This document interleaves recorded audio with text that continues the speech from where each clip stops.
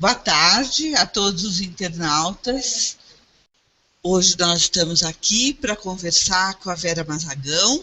Eu sou a Sônia Amade, coordenadora da Olimpíada de Língua Portuguesa. E eu vou contar para vocês um pouquinho quem é a Vera, até porque, para vocês saberem que coisas vocês podem perguntar a ela. Nós já temos aqui várias perguntas chegando, muita gente que já conhece a Vera, mas para que todos saibam o que perguntar, vamos lá. Então, a Vera é doutora pela PUC em Educação, tem tido a trajetória dela toda ligada à questão da alfabetização e, mais frequentemente, do letramento. Ela é autora de livros, de manuais para educadores, de artigos, fez várias pesquisas ligadas à questão da alfabetização, coordena o INAF e nós poderemos fazer muitas perguntas ligadas a isso, né? A nossa questão principal hoje é ajudar o nosso público a entender qual é a diferença entre alfabetização e letramento. Por que isso entrou na pauta dos educadores, dos programas? Então, nós podemos começar a conversa por aí. Boa tarde, Vera. Boa tarde, como é que vai, Sônia? Boa tarde, internautas aí do Portal do Letramento. Então, vamos lá, Vera. Vamos começar tentando conversar com os nossos espectadores de qual é a diferença de letramento e alfabetização. Porque atualmente se fala em letramento, né? Quando eu comecei a trabalhar em 66 como alfabetizadora, a gente não falava em letramento. Isso aparece quando, aparece por quê? E que diferença tem isso hoje para a prática? Então, o termo, enfim, no Brasil, o termo alfabetização sempre esteve ligado a iniciar ao processo de ensino inicial da leitura e da escrita, né? As primeiras aprendizagens iniciais da leitura e da escrita.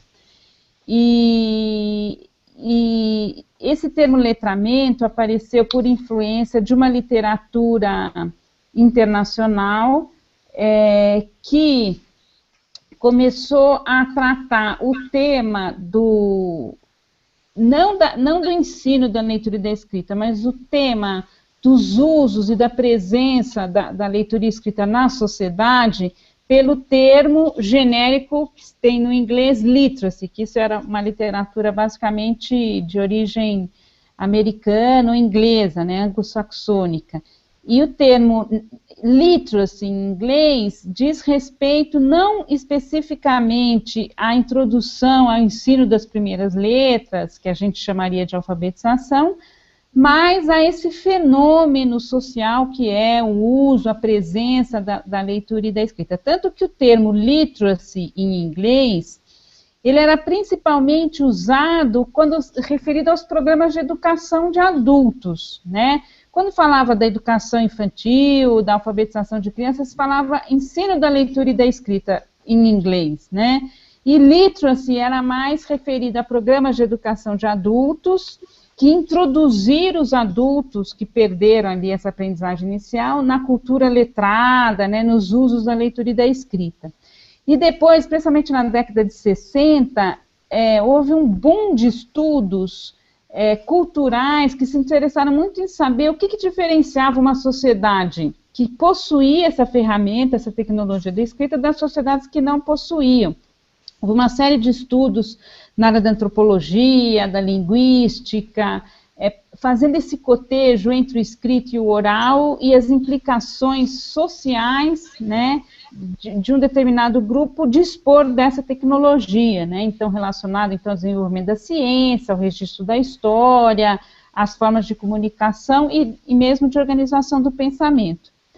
Então, aqui no Brasil, a gente usava o termo alfabetização como sinônimo de ensino inicial da leitura e da escrita, e surge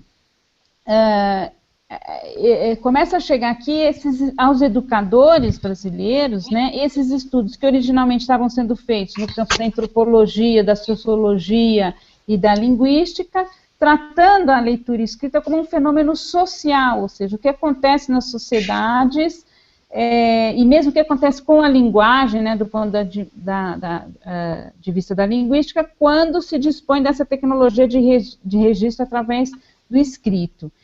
E o que esses estudos alertaram também para os educadores, e por isso não foi à toa que os educadores se interessaram por essas teorias aí do letramento, né, que vinham como em inglês literacy, é porque eles apontavam que o fato de um certo grupo social usar a leitura no escrita não dizia respeito só ao fato de que todo mundo sabia ler e escrever.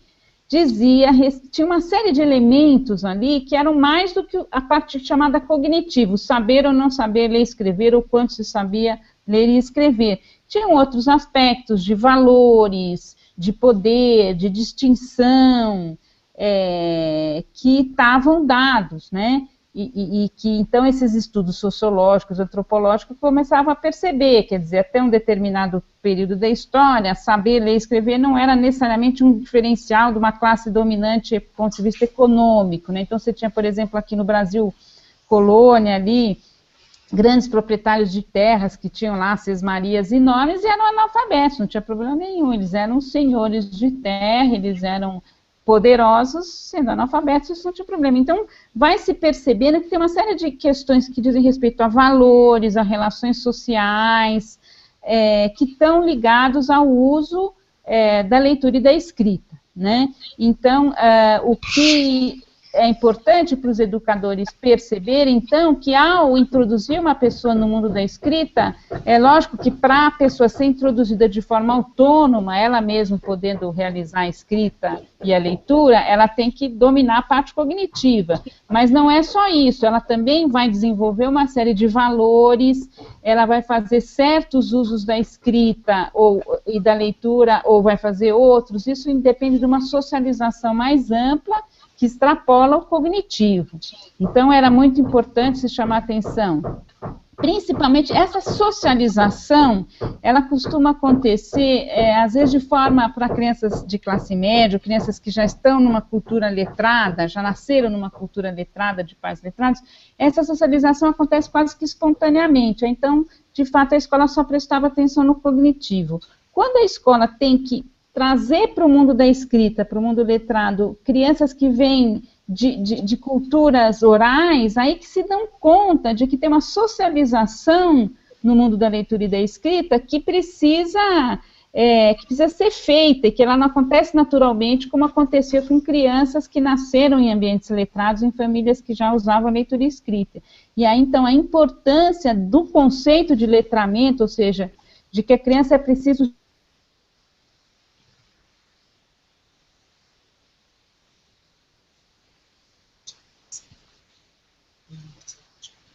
Está me ouvindo, Vera? Está familiarizada com as situações em que se usa escrita, que tipo de linguagem é usada na escrita que é diferente da linguagem oral. Tudo isso, crianças, ao se alfabetizarem, aí tratando a alfabetização como essa introdução, né? Aí são com treinamento sistemático para a criança, de fato, adquirir, ou adulto, né, aqueles que não se alfabetizaram de criança, se apropriar dessa tecnologia, isso tem que se dar concomitante a uma ampliação, né. Hoje a gente pode dizer que mesmo pessoas analfabetas, ou famílias mesmo, ou grupos sociais, têm algum contato com escrita, né, mas muitas vezes esse é um contato muito restrito, é só para fazer uma lista, para fazer uma anotação. Então, quando se fala em letramento no ambiente educacional, a gente está dizendo fazer uma socialização desses educandos, crianças, desde a pré-escola, durante o ensino fundamental e mesmo adultos, socializá-las em práticas letradas diversificadas, para ele, de fato, ter um acesso rico, né? Então, ler literatura, ler jornal, o uso da leitura escrita para fazer um planejamento, para fazer um registro, aí, e conhecendo, de fato, todas essas possibilidades que a tecnologia da escrita abre para aqueles que dominam a tecnologia e estão inseridos numa cultura letrada e ter uma perspectiva ampla, né, desse universo.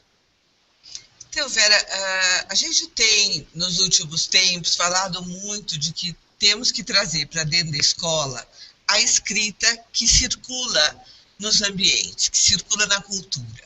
Uhum. E aí, ontem eu fui para uma cidade muito pequenininha, no meio lá da Dutra, e andando por aquela cidade, eu vi que cidade que tem pouca escrita. Então, as lojas, as casas comerciais não estão etiquetadas, as ruas não tinham placas, eu não vi uma banca de revista. E aí eu fico pensando, qual é a escrita que circula neste lugar?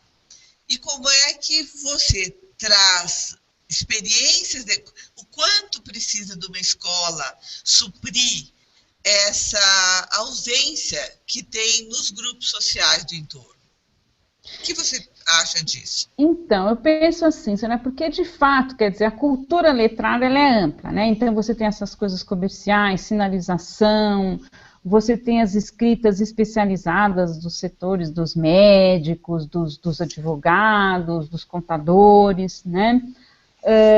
E eu acho assim que a escola acaba desenvolvendo também o seu letramento característico, ou seja, aquela história, né, dos textos de cartilha, do Beabá, é uma linguagem que a escola cria para ensinar a ler e escrever. Isso também é uma coisa cultural, isso também faz parte do letramento.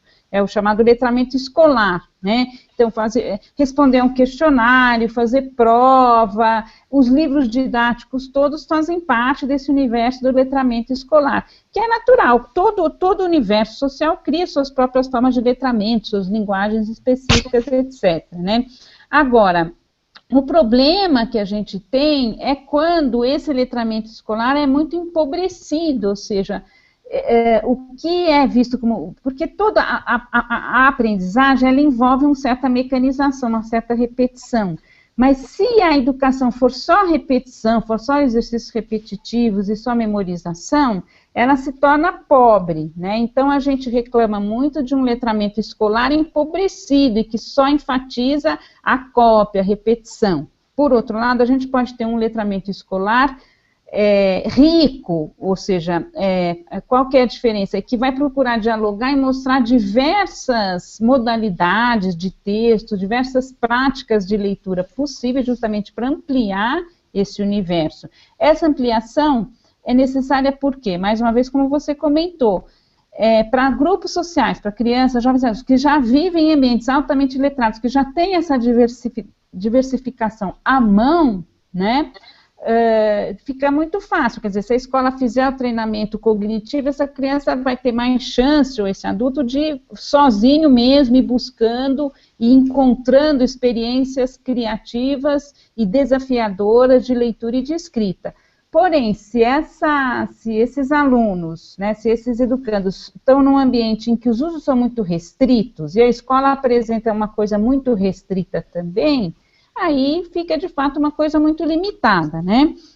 Agora, eu acho que, de qualquer forma, esse trabalho para quem está iniciando, né, está em processo de alfabetização, que está iniciando o domínio das ferramentas de leitura e escrita, essa passada pelas formas de leitura e escrita que existem no mundo, seja naquele contexto específico, mesmo que sejam restritas, é importante, porque algo deve ter, né, mesmo nesses municípios mais longínquos, quer dizer, o que nós temos? Você já viu um jornal, tem jornal, já viu, serve para embrulhar, serve, né, assim, o jornal é velho, é do dia, você tem que ir pegando para ir, vamos dizer, esse educando e percebendo, se apropriando e raciocinando e pensando sobre o que existe disponível no seu meio ambiente. Mas, lógico, é fundamental que a escola amplie, né? E aí é importante que a gente tenha um sistema nacional de educação que propõe, né, que afirma que é direito de todos, isso quem afirma é a própria Constituição, que é direito de todos uma certa educação, né, acesso a certos conhecimentos, e aí, então, acho que é papel do currículo nessa área de alfabetização e leitura, determinar quais são as experiências que todos têm que ter acesso, estejam na zona rural, na zona urbana, né? Então, não é uma questão de homogeneizar, mas é de criar um tecido comum de experiências leitoras que todos os cidadãos terão. Lógico que uns virarão literatos, outros virarão contadores, outros virarão médicos, uns vão gostar de ler por prazer, literatura, outros vão gostar de ler poesia, escrever poesia, outros não, né? Mas todos tiveram a possibilidade de experimentar essas linguagens, e isso só a escola pode garantir a todos, né? Então, a ideia... que essas experiências anteriores, essa diferença de experiências que essas crianças têm nas famílias, ao chegar à escola com essas diferenças, isso pode estar sendo o motivo pelo qual as crianças têm tido dificuldade em se alfabetizar? Não, eu acho que todas as crianças trazem a diversidade, a gente tem que considerar até como um fator positivo, né? As pessoas trazem experiências diversas, evidentemente, algumas trarão mais familiaridade já desde o berço, vamos dizer, com os livros e com práticas, já vi o pai e a mãe lendo um jornal, lendo um livro, e crianças que não trazem isso, trazem outras coisas, né? Trazem memórias de histórias contadas, e o papel da escola é trabalhar com esse conjunto de conhecimentos que as crianças trazem, e introduzi-las nessa tal cultura comum que é o currículo que vai determinar. Não, cada um traz sua diversidade, vai colocar a sua até pessoal, não só de grupo social, mas assim, de pessoa mesmo, né? Vai fazer a sua apropriação particular, mas a escola tem que garantir esse solo comum, né? E eu acho que é muito importante a escola não deixar a diversidade, que é uma coisa positiva, se transformar em desigualdade, né? Então, uma escola rica para quem já é rico, então, uma criança que vem de uma família abastada, muito letrada, vai ter várias experiências com literatura, com jornal, com a ciência, e a criança que vem de uma família com menos recursos, de uma comunidade mais isolada, desse ponto de vista, que tem menos acesso a materiais escritos, à internet, essas coisas, vai ficar com um letramento mais pobre, porque a escola só faz exercício de cópia, só um tipo de texto muito banal, não mostra uma diversidade de textos, né? Então, esse é o grande drama da escola brasileira, porque a nossa sociedade é muito desigual, né?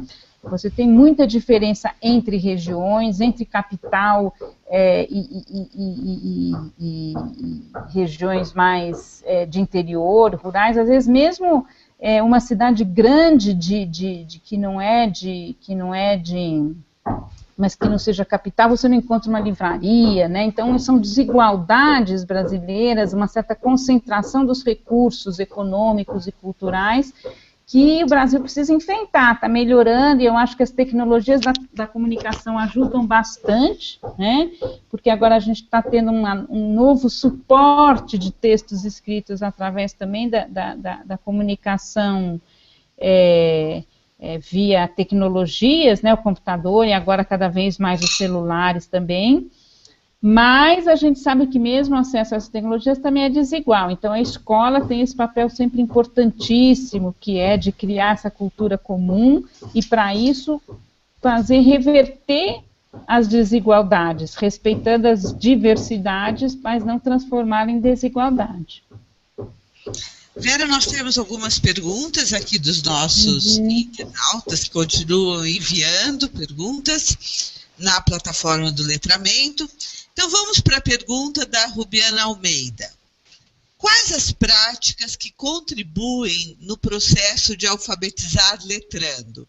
O que é alfabetizar letrando?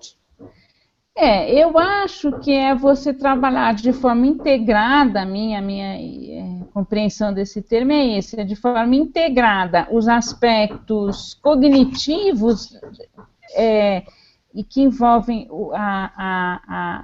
o domínio mesmo da tecnologia, entender que a escrita é a representação do som das palavras e que existem regras ortográficas e todo esse processo, que às vezes é demorado, né, e vai sendo cada vez mais aperfeiçoado, com uma aprendizagem das práticas, ou seja, você criar a oportunidade desses educandos, as crianças desde a pré-escola, passando pelo ensino fundamental e ao longo de toda a vida, adultos que estão se alfabetizando, se escolarizando mais tarde, realmente poderem vivenciar situações de uso da leitura e da escrita, e que esses usos sejam ricos, sejam diversificados, para serem realmente uma abertura de universo, e não um fechamento numa espécie de um beabá ali, que realmente constrange, né? Às vezes até a criança que vem de uma cultura oral muito rica, em contato com a natureza, ouvindo histórias dos antigos, está com um universo cultural muito mais rico, e a escola vai lá e começa beabá, bé, bé, bé, e só textos muito limitados, com conteúdo muito pobre, né? Às vezes a escola tem que usar algum texto, alguma palavra assim, para tratar do B e do C, que isso também faz parte. Eu acho que a gente também não pode negar que a escola, por ter esse papel de transmitir e de forma sistemática conduzir um aprendizado, às vezes vai criar uma situação, um exercício, que não é a linguagem real, né? Mas isso acontece em qualquer, né? Você vai aprender piano, tem certas peças de piano que são feitas para você exercitar seus dedos, não são a música ainda feita para deleitar como arte, né? Então isso é natural que exista, mas não pode uma criança, né, ficar só a vida inteira ou ao longo de todo o seu aprendizado do piano, ficar só fazendo aquelas escalas, aquelas coisas e não ter a vivência maravilhosa de tocar uma música, de conhecer um Beethoven, um Villa-Lobos, né? Então, acho que a ideia é mais ou menos essa, quer dizer, a escola tem que trabalhar esse ensino, às vezes até com tarefas repetitivas, até copiar isso, né? Mas sem perder a dimensão de propiciar vivências, né, de uso da leitura e da escrita que sejam ricas e sejam estimulantes, né? No caso das crianças, o lúdico tem que estar sempre presente, a fantasia, a brincadeira. Eu acho que para essas crianças é muito importante tudo isso, né? Esse mundo da fantasia e o mundo da brincadeira. À medida que a gente começa a trabalhar com os adolescentes, com os jovens, com os adultos, a relação com o mundo real, com os jovens e com os adolescentes, a sociabilidade ganha uma importância, já estava presente desde a criança, então as trocas, as cartas, as redes sociais, e à medida que os jovens e adultos, cada vez mais a coisa da informação também, lógico que tudo isso é importante para a criança, para o jovem, para o adulto, e o adulto também gosta de sonhar, gosta de conto de fada, mas vamos dizer, são as ênfases que em cada momento da vida vão se tornando estímulos, né, para a aprendizagem, e para que esse educando, de fato, enfrente a dificuldade que no início, de fato, representa ler, porque no começo ler é penoso, porque ele vai soletrando, ele não tem tanta fluência, então, de fato, precisa haver estímulos para que esse percurso seja realizado. Acho que esse equilíbrio em exercícios que preparam para dominar qualquer aprendizagem que é penoso, pode afastar, quando ele vai ficando sem sentido, ele pode afastar muito as pessoas do conhecimento, né? Eu fico pensando, quando você disse, eu me lembrei, eu fiquei anos tentando aprender piano, mas eu só ficava nos exercícios, e aí foi desanimando, e fui me afastando de uma coisa que poderia ter sido muito prazerosa, né? E nessa história de fazer exercícios preparatórios, às vezes sem sentido, que preparam os dedinhos, eu acho que a escola está vivendo um momento um pouco complicado de como é que eu equilibro as atividades de sistematização, elas são necessárias, não são necessárias, com as atividades mais amplas da leitura de história, de atividades com os textos. E na história, quer dizer, dos últimos 40 anos, eu acho que a gente pode dizer que tivemos 4 grandes movimentos de como se alfabetiza.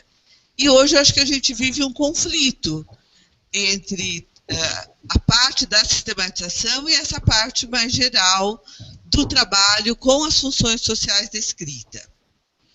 Como é que você vê hoje as práticas? Elas estão mais pendendo para um lado, para o outro? Como é que você vê isso? Eu vejo que existe meio um impasse mesmo, uma certa crise, porque você tem uma certa crítica, você tem aí um grande, vamos dizer, predomínio ainda às vezes de atividades só mecânicas, só de repetição e de cópia, né? Isso você já chama de sistematização.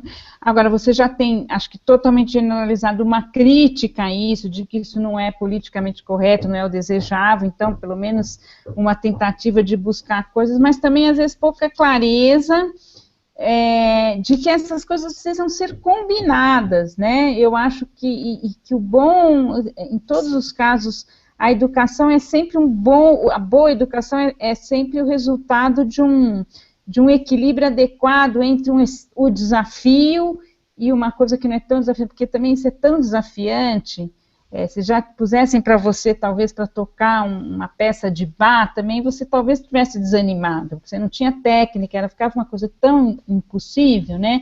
Agora, qual é o equilíbrio entre um desafio de fato instigante e uma coisa, às vezes, que até acalma, quer fazer um exercício mais mecânico, mais tranquilizador, que você sedimenta, um exercício que o aluno pode fazer como lição de casa, porque isso não vai exigir um adulto ajudando, orientando, né? Agora, essa é a grande arte, a grande ciência da educação, da gestão do conhecimento na sala de aula e da dinâmica da sala de aula, que é esse bom equilíbrio entre o desafio e a sistematização, a você, vamos dizer, assentar aquele conhecimento através da repetição e o momento em que aquela repetição já não faz mais sentido e que agora vamos a um novo desafio, né? E eu sinto que, infelizmente, até porque a gente, às vezes, sem querer, acaba reproduzindo essas desigualdades sociais que a gente tem no nosso país, e às vezes o professor, em vez de puxar seu aluno para cima, acaba ficando com uma atitude paternalista que puxa para baixo. Isso está muito alto para o meu aluno isso não está no nível dele, e acaba deixando para aqueles alunos que precisariam de mais estímulos da escola para crescer, para se desenvolver, acaba para essas crianças colocando só aquelas atividades mais repetitivas que não são desafiadoras, né? E isso existem pesquisas no mundo inteiro mostrando que aqueles currículos, aquelas práticas educacionais que desafiam cognitivamente, que realmente põem problemas, que não tem a resposta já pronta, que é só decorar e aplicar, são de fato aqueles alunos que depois têm melhor desempenho nos testes, no seu desenvolvimento aí como profissionais.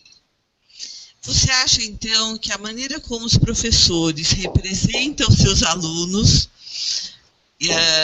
determina ou influi na forma das atividades que eles oferecem, nas interações que eles estabelecem? Eu acho sim, eu acho que é muito importante, eu acho que geralmente até por boa vontade, né? Os professores querem cuidar dos seus alunos, querem protegê-los de dificuldades maiores, acabam tendo essa posição que a gente chama paternalista ou maternalista, né? E não colocam os desafios que, sem eles, a aprendizagem não ocorre, né? O equilíbrio também entre o estímulo e, ao mesmo tempo, a frustração, porque se o aluno também não vê seus limites, ele não quer superar, né? Esse desejo de superar, de aprender mais, também implica em você reconhecer, não, isso eu não sei, eu vou ter que me esforçar mais, né? E a gente sente, às vezes, essa vontade de deixar o aluno meio protegido, vamos dar o que ele já sabe para ele não se sentir mal de estar errando, né?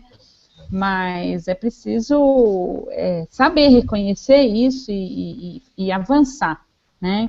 O avanço, o crescimento, ele é instigante, então muitas horas ele vai apaixonar, ele vai emocionar, e outras horas vai ser duro, e esse equilíbrio é que o bom professor sabe fazer e faz com sucesso, e consegue que crianças vindas de qualquer ambiente social consigam aprender e realizar uma trajetória escolar de sucesso e prazerosa, né, no geral.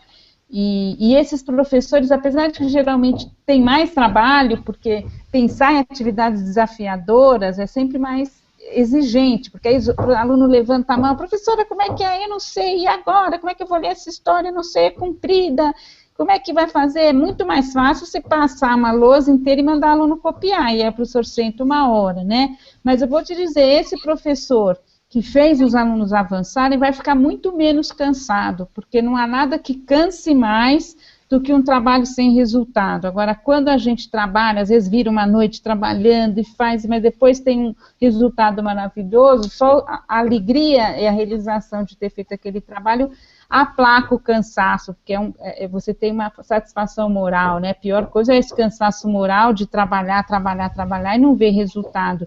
E a gente vê, às vezes, os professores tendo essa frustração, porque além de fato, terem jornadas compridas, muitas professoras trabalhar a jornada dupla e trabalhar em 2 escolas, ainda tem esse cansaço moral de não ver resultado no seu trabalho, porque seus alunos não vão bem na prova, os seus alunos, de fato, não aprendem a ler e escrever como era esperado para aquele estágio da escolarização que eles estão.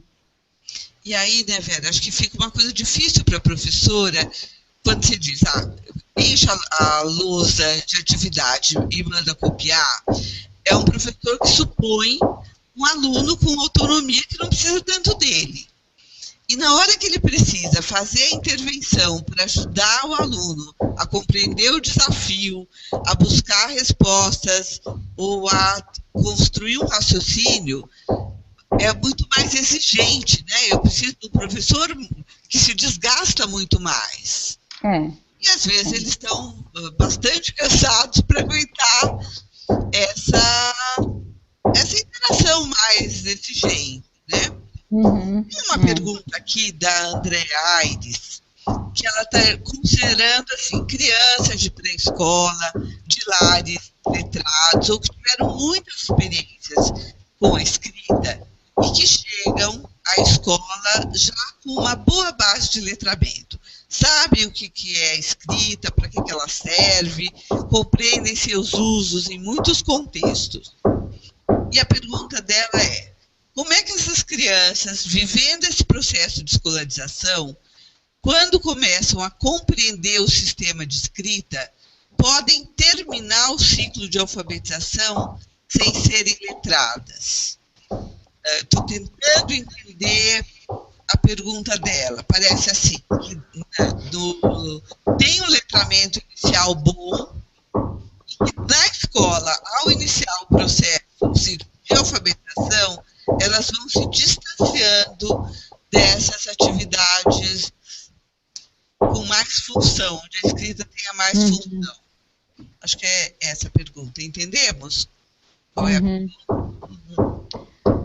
Não, se eu entendi de fato, quer dizer, eu acho que é uma coisa problemática, essa criança, mais grave ainda, quer dizer, e eu acho que acontece não é poucas vezes, porque às vezes, porque é uma cultura que a gente não conhece, a gente acha que essa criança tem uma cultura pobre, mas às vezes crianças de famílias não letradas, de pais analfabetos, tem uma riqueza cultural, oral, maravilhosa, linguística, né? Nem todas, tem outras que não, que de fato tem uma limitação, uma privação maior, mas tem umas que vêm com um universo muito rico e que é importante o professor reconhecer. Agora, realmente é uma tristeza, é uma perda de capital social, de capital simbólico de uma sociedade, que crianças, ao entrar na escola, têm uma restrição do seu universo, não uma ampliação, que é o que a escola deveria oferecer, né?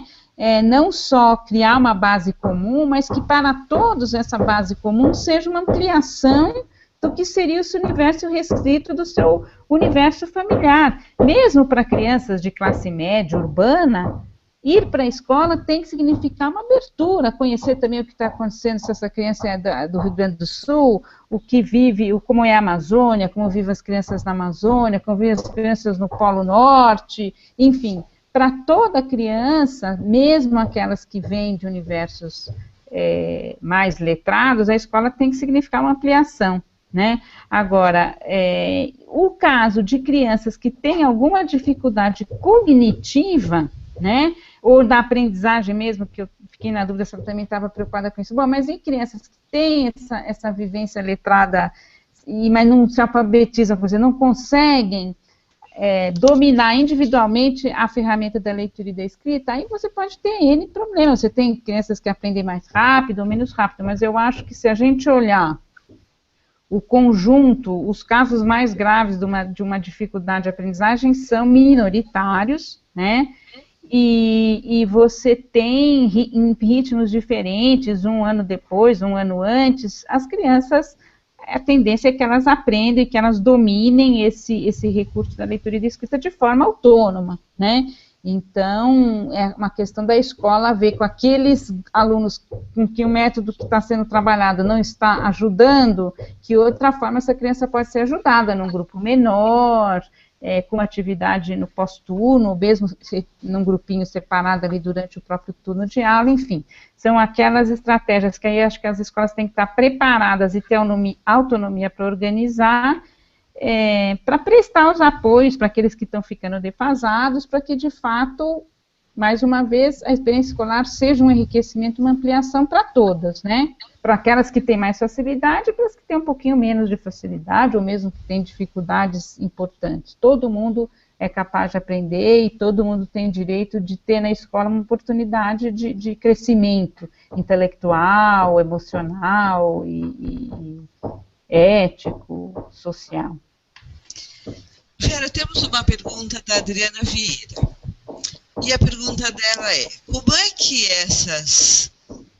qual é o impacto das práticas de leitura e de escrita nos meios digitais para o processo de alfabetização das crianças? Eu tendo a supor que vamos dizer, eu acho que primeiro assim, a gente vê um pouco quando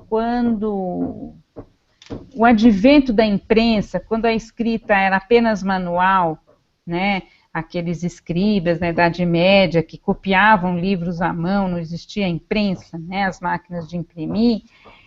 Quando surgiu a imprensa, se imaginava que ia ter uma revolução. Depois, quando surgiu a televisão, achou que ia ter, né, que a imprensa ia morrer. Eu acho que a gente tem agora uma tecnologia poderosa que provavelmente, dadas as suas características, mudarão a forma como as pessoas leem. Porque tem essa coisa do hipertexto, tem a leitura na tela que é diferente da leitura no papel, ela permite outro tipo. Vai ter ganhos e perdas, talvez. Né? A gente ainda tem muita gente estudando isso, mas eu acho que ainda é historicamente recente para a gente compreender todas as consequências. Mas eu acredito que é uma nova possibilidade, que as formas anteriores não desaparecerão. Eu acho que da mesma forma que o advento da televisão, a popularização da televisão não fez como esperavam, né, alguns teóricos aí das comunicações, que fosse acabar com o impresso, que íamos voltar a uma sociedade tribal, só oral, só que agora via televisão. Isso não aconteceu, né? E o que a gente vê é que um veículo, né, um suporte de escrita acaba dialogando com o outro, então você vê que a televisão vende o livro através da novela, e você começa a ter uma interação. Agora, certamente, a predominância, né, da leitura no digital, em meio digital, cada vez mais presente na vida das pessoas do que a leitura do impresso em papel, vai trazer algum tipo de diferença cognitiva na forma como se lê, né? E na própria linguagem escrita, na forma, tudo isso vai ter modificações. E eu acho que é importante os professores estarem atualizados, estarem acompanhando, discutindo com os seus alunos, porque eu acho que sempre os mesmos problemas continuarão acontecendo, né? No fundo, as diferenças, novos elementos entram, mas alguns elementos permanecem, né? Assim como na cultura do impresso, a gente tinha a baixa literatura, a literatura mais popular, a literatura mais erudita.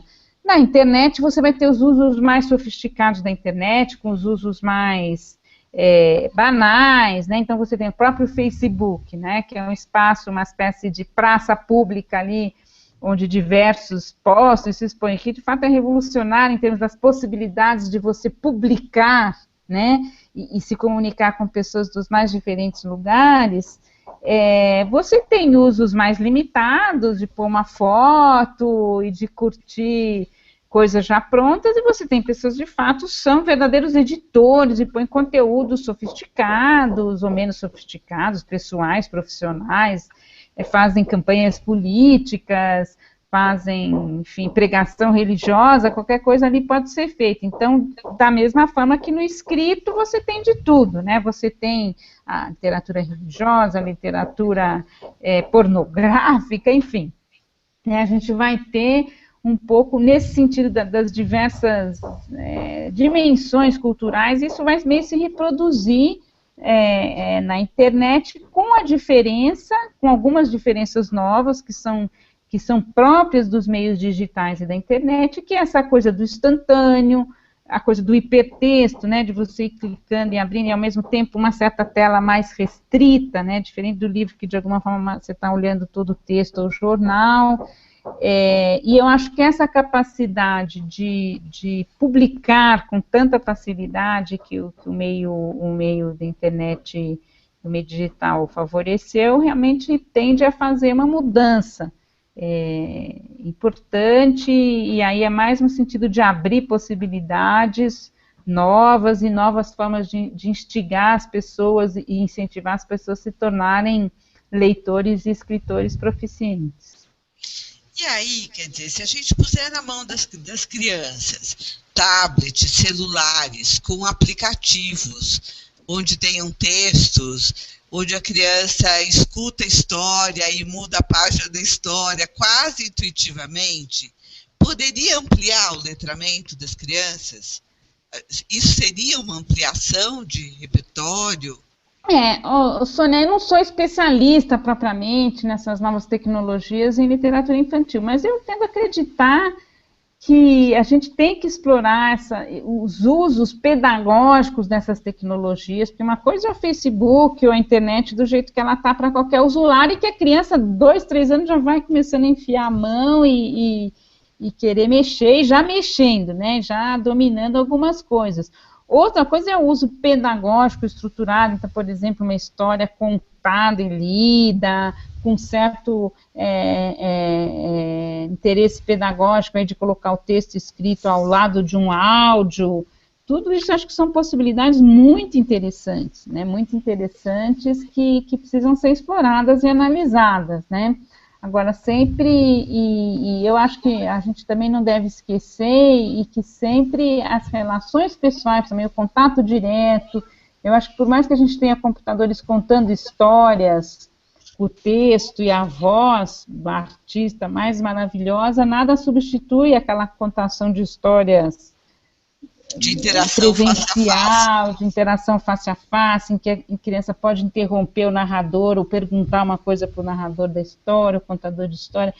E eu acho que isso que é também deslumbrante aí na nossa cultura, na nossa humanidade, né? Eu vejo assim, os jovens totalmente tecnológicos que já nasceram nesse mundo do polegarzinha, né? Porque tudo é aqui no polegar, né? Passando todas as informações, por outro lado, se deslumbram com a ancestralidade dos griots e ficam maravilhados e querem fazer a trilha dos griots, que são aqueles contadores de histórias ancestrais da cultura africana. Então, isso que é genial, né? A gente não achar que uma coisa substitui a outra, mas que são enriquecimentos que a gente pode ter, sempre atento para ver o quanto que alguns mecanismos aí podem estar representando de fato uma ampliação, e vamos dizer, ampliação das nossas potencialidades humanas, e quanto certos mecanismos estão sendo usados para nos limitar, para nos dominar, para nos colonizar num universo limitado, porque a gente vê que também a internet, as tecnologias, elas ampliam as possibilidades para o bem e para o mal também, né? Hoje a gente vê que pela internet, pelo Facebook, a gente é monitorado por empresas, porque ainda, né, a gente espera que algum dia a gente tenha um Facebook público, que não seja dominado, né, por um atalho, porque o Facebook tem um dono, né, que faz uso o que quiser daquelas informações, vende para o Obama, faz o que quiser, né? Mas no futuro a gente pode ter redes sociais de fato públicas em que você não tem esse uso, mas por enquanto a gente pode ter esses instrumentos sendo usados para te jogar produtos, né, eles já veem qual é o seu perfil, veem que você gosta disso, começa a jogar, incentivar, a gente vê nos celulares também, oferta de produtos de baixa qualidade, piadinhas que tem que pagar, horóscopo, enfim, tudo abre essas possibilidades. Eu acho que a escola tem sempre que ter esse papel do olhar, mostrar as possibilidades positivas e alertar também para os problemas e para as limitações e para os riscos, né, que todos os meios têm, os meios impressos, os meios orais e agora as tecnologias. E aí, mais ainda que a gente precisa formar o leitor crítico, né? Capaz de receber a informação e questionar aquilo que está recebendo. Pois e aí, falando em leitor crítico, tem muitas perguntas ligadas ao nosso grande educador, o professor Paulo Freire. Uhum. E aí, vem duas perguntas para você, nesta mesma linha. Qual é a formação política, a questão política ensinada pelo Paulo Freire, como é que isso tem espaço hoje? E ligando a isso, a outra pergunta do Pedro Aguiar, então uma é do Sócrates Magno e a outra é do Pedro Aguiar. O método sociolinguístico de alfabetização em Paulo Freire é um dos caminhos para alfabetizar letrando? Olha, o que eu acho que o Paulo Freire teve uma coisa muito genial, assim, que a metodologia dele, método que ele criou ali na década de 60, teve muito efeito, impacto mundial, foi ter percebido, porque a gente vivia ali naquela década de 50, 60, aquela coisa do desenvolvimentismo, que era só dar algumas ferramentas para os países pobres, que os países pobres iam se desenvolver, ficar ricos igual aos países ricos, né?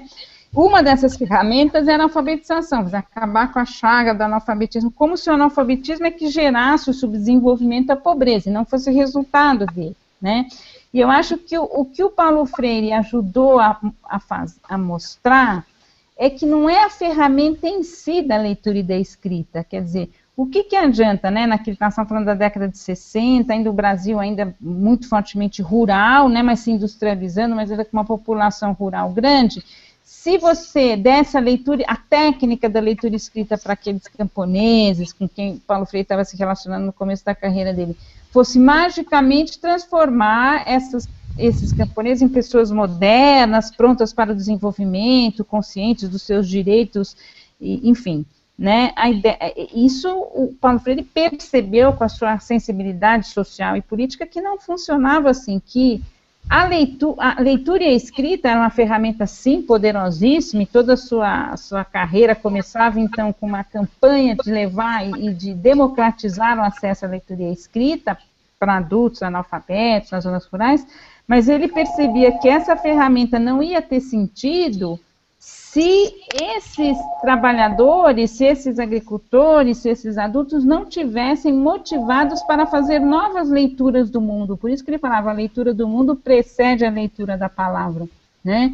Quer dizer, ele precisava ter uma compreensão da sua realidade, precisava ter o desejo de mudá-la, o desejo de ampliar seus conhecimentos, para então aquela ferramenta que ele ia adquirir nova fazer sentido, senão não fazia sentido na vida dele. Que sentido ia fazer leitura escrita para aquele agricultor no semiárido, na década de 60, que ali nem televisão tinha e não tinha praticamente nenhum contato com a cultura escrita? Qual o sentido daquela ferramenta se ele já não tivesse despertado para a necessidade de pensar sobre sua realidade, se conectar com outros grupos sociais e pensar um projeto de país, né? Tudo isso é o que o Paulo Freire brilhantemente percebeu, né? E nesse sentido aí a gente volta para a ideia do letramento, apesar de que naquela época que o Paulo Freire trabalhou, essa teoria do letramento não estava construída e apropriada pelo campo educacional dessa forma, né? Mas por outros caminhos ele percebeu o mesmo, né?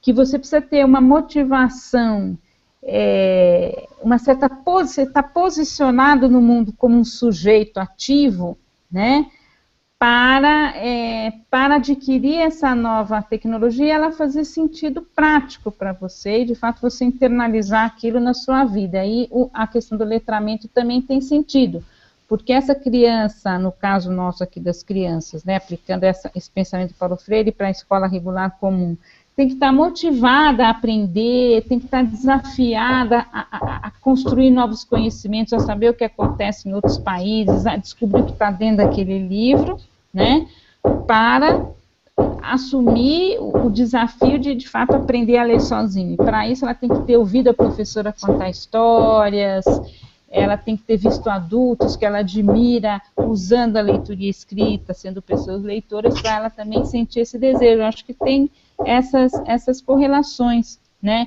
E eu acho que apesar de não ter usado o conceito de letramento, que o Paulo Freire fez, e hoje a gente pode fazer uma leitura, usando a ferramenta, né, dessas teorias do letramento para entender o que o Paulo Freire propunha, era isso. Eu acho que um outro elemento muito significativo do Paulo Freire foi que ele rompe também a ideia do poder, né, porque a leitura, a cultura escolar, a cultura letrada vem sempre com essa ideia assim, a cultura dominante, é a cultura do rico, e que o pobre entra já envergonhado, um analfabeto já vinha envergonhado de ser ignorante. Ele fala, não, você não é ignorante, você é um portador de cultura, a sua cultura você é válida, você conhece o mundo, você tem história, você tem uma linguagem oral.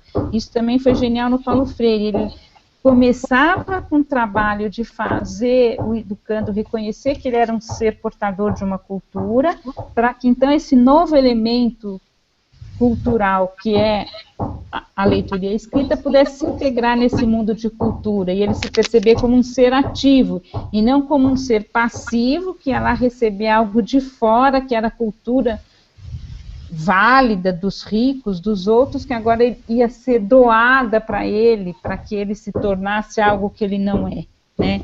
Então aí tem a diferença política enorme, né, que eu acho que são as grandes sacadas geniais que o Paulo Freire teve e que tornaram ele esse educador de nome internacional que ele é, essa referência até hoje, independente do método, né? Porque o método que ele usou de palavra geradora, dividindo em sílabas, quer dizer, serviu, e a gente sabe que os métodos tiveram sua história ao longo, né, da história da educação, e todos eles, de alguma forma, cumprem o seu papel de ensinar, né, mas nenhum é nesse sentido, assim, a supremacia de um método sobre outro ainda é bem controverso do ponto de vista científico, né, mas o que a gente sabe é que mais importante no Paulo Freire não era esse método, que, enfim, existem outros métodos globais, vivências de linguagem, etc.,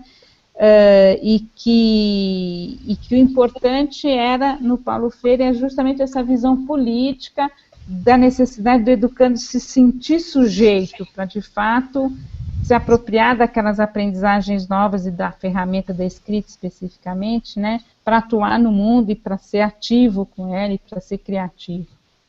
Fera, a gente poderia continuar aqui conversando um tempão, né, com essa nossa última tópico. A gente poderia falar de multiletramentos e de como essa cultura periférica precisa entrar e ser considerada dentro da escola. Falando de todas as questões dos métodos de alfabetização, eu queria indicar para as pessoas que nos assistem, na plataforma de letramento, a gente tem um infográfico que mostra as várias práticas de alfabetização e de letramento nos últimos 40 anos. Acho interessante que as pessoas entrem e olhem. E aí nós vamos para uma última pergunta, que nós combinamos o nosso tempo de conversa até às 3, já estamos quase passando, mas a pergunta é a última, é da Simone Bispo.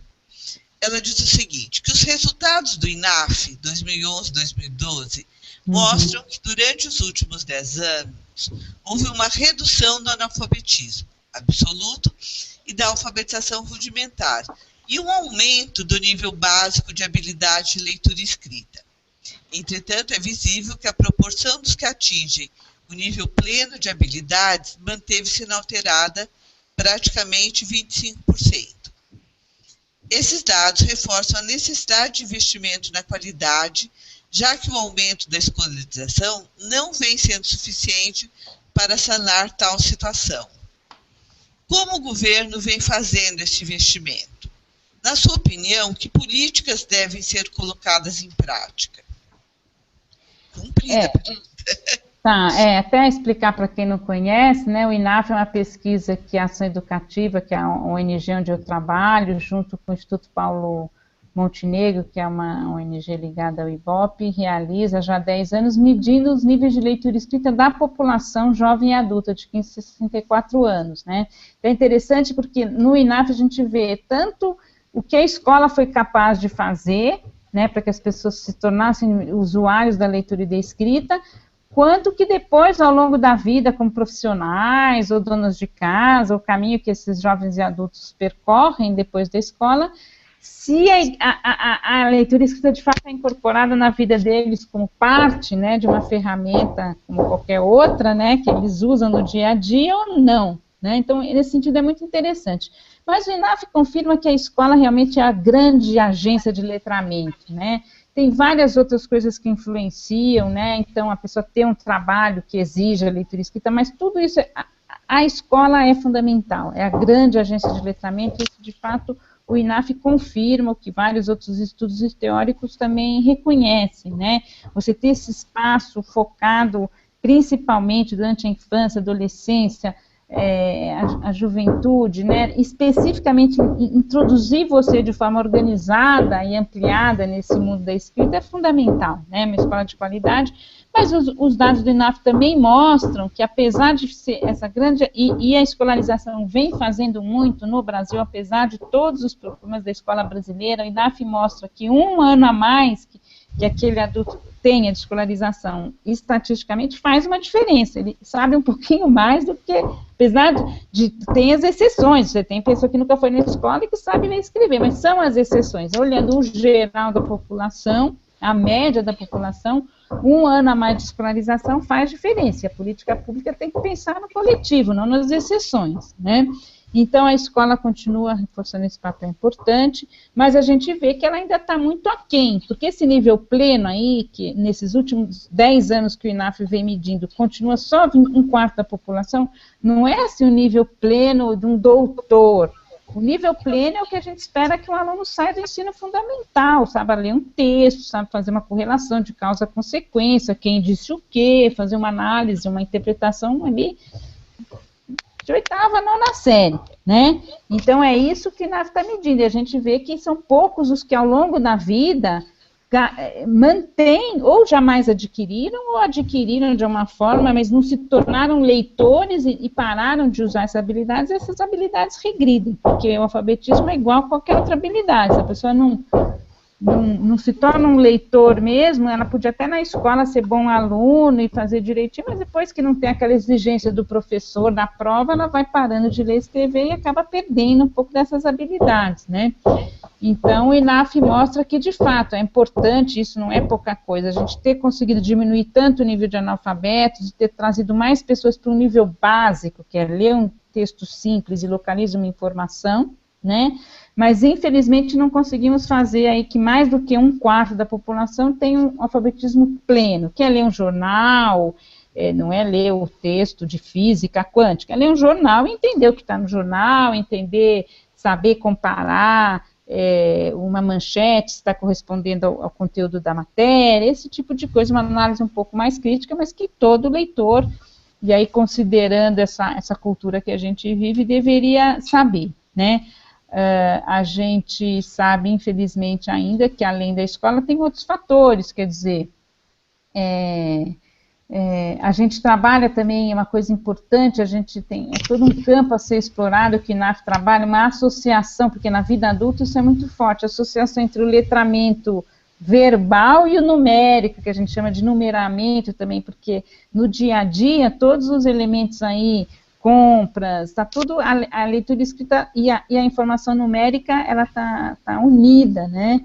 Então, no INAF a gente percebe isso, que a escola tem feito mais, tem sido até mais sucesso em ajudar as pessoas no letramento verbal, né, do que na matemática, em que a classe social, a exclusão econômica ainda tem uma importância ainda maior, quer dizer, de fato, aquelas pessoas que têm menos poder aquisitivo acabam também se desenvolvendo menos nesse letramento quantitativo, aí, porque tem menos oportunidades de ter conta em banco, de fazer essas operações que envolvem a matemática do dia a dia. Então, essas coisas interessantes, acho que é também todo um outro campo a explorar, né, Sônia, que a gente também, cada vez mais a sociedade contemporânea pede para a gente conectar os universos, os conhecimentos, e essa coisa dos conhecimentos quantitativos, numéricos, com conhecimento, com a linguagem verbal, né, com aquilo que a gente tradicionalmente entende como alfabetização, está cada vez mais conectado nas ciências, na tecnologia,